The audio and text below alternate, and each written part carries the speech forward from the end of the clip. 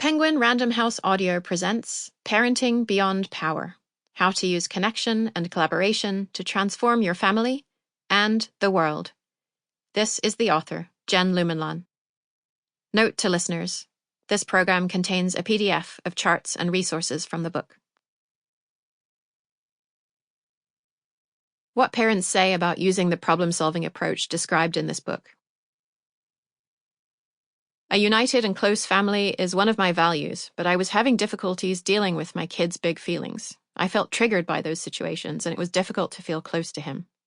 Jen's work has completely changed this for me. Her tools have helped me to have a warm relationship with my kid where I don't need to be the boss anymore. My 5-year-old has a rich vocabulary to express his feelings and needs, is willing to participate in problem-solving conversations, and many times he is the one who finds the solution that works for both of us. Of course, there are still moments where we both have big feelings, but we have a starting point of conversation where we listen and feel close to each other, and we really do feel as though we're on the same team. Ana, Mexican parent of 1 living in the United States. The parenting information and tools that Jen teaches have prevented an untold amount of child-parent headbutting and made us do a 135-degree turn in how we thought we were going to raise our kiddos. Our goal now is to consciously parent in a way that models our goals and values by integrating every individual's feelings and needs, and now heads get butted far less often. Amanda and Benson, Chinese-Canadian parents of 2 living in Canada. If you're like me, you've always wanted to make a difference in the world, to further social justice causes, but then you find yourself smack in the middle of parenthood, feeling too busy with the day-to-day concerns of parenting to honor your intentions. And that's what I love about Jen's approach. She helps me to see how it is the very act of parenting in alignment with my values that enables me to disrupt patriarchy and racism. And with my tendency to be a worrier and overachiever, it helps me give myself credit for the important work I'm already doing through my commitment to a collaborative, non-punitive approach to parenthood that meets both mine and my child's needs.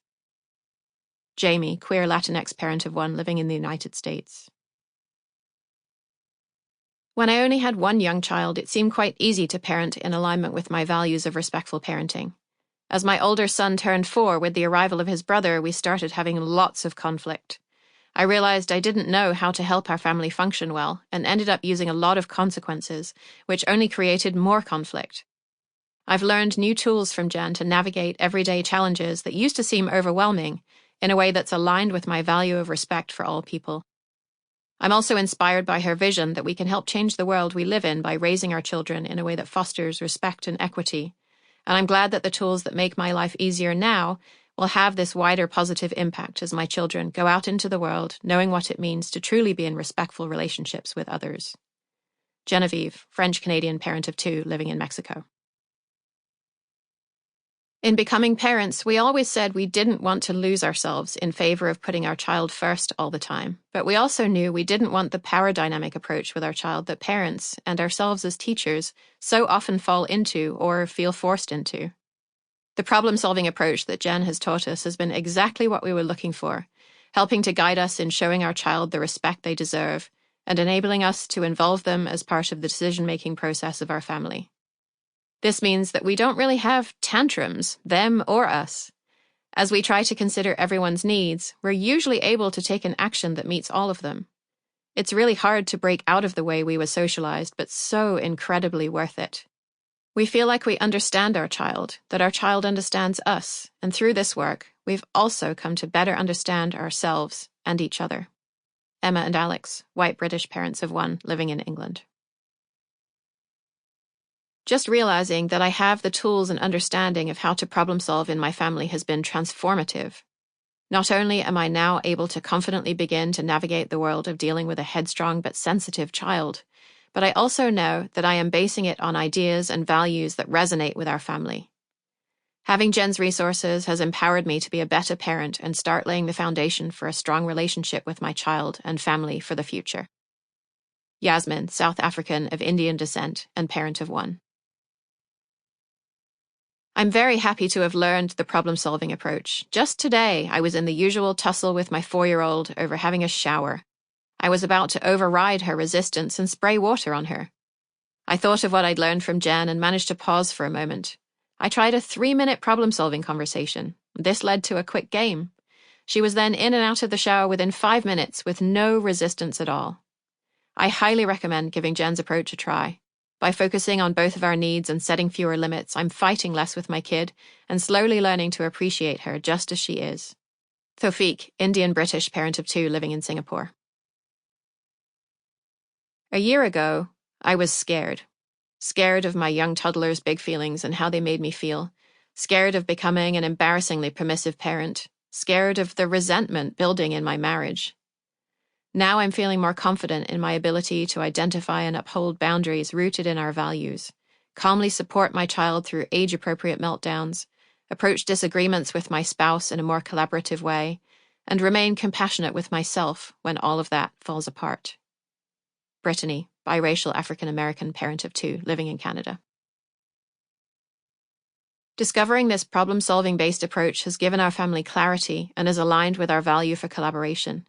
Knowing that we are going to work together to meet everyone's needs has resulted in less stress for everyone. Miranda, First Nations parent of 1, living in Canada. Jen's work has given me a precious gift, a different attitude toward, a different perspective of children. Just this morning, we were running late, and my daughter took off for a moment and came back with my lipstick smeared all over her lips and interesting eye pencil marks all over her face. Before I encountered Jen's approach, I would have scolded her and been really irritated. I would have done this because my perspective, my attitude toward children would have been, children are generally mischievous and troublemakers. They need us adults to keep them in line. And on the other side of that, can't she see that we're already running late? Instead, I took a breath, and then I laughed. And this encouraged her to say, "Mama, you left it on the bed." And I said, "Yes, I did." And as we got her cleaned up, I thought, Jen's approach has changed everything. I see children differently. I see children as full and equal human beings, deserving of respect, deserving of dignity. I really see my daughter, and not just that, I see through her eyes. I see what it's like to be small, to not have 100% impulse control, to want to try out things, to be curious, to want to express oneself. In her world, time isn't what it is in my world.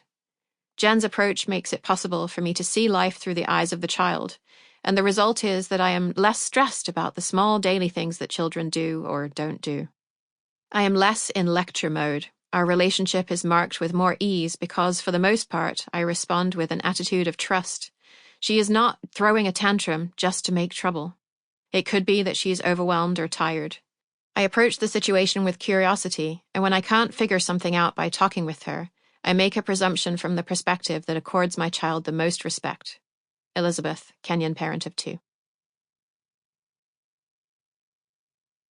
For Karis, who got me into this whole mess in the first place. What if I told you that your ideas about politics are actually just your ideas about childhood extrapolated? Dr. Toby Rollo. Land Acknowledgement.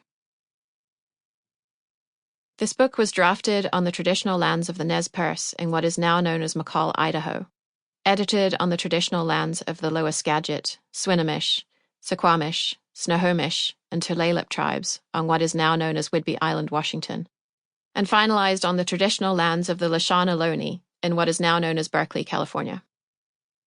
These groups are the rightful stewards of these lands, both in the past and present.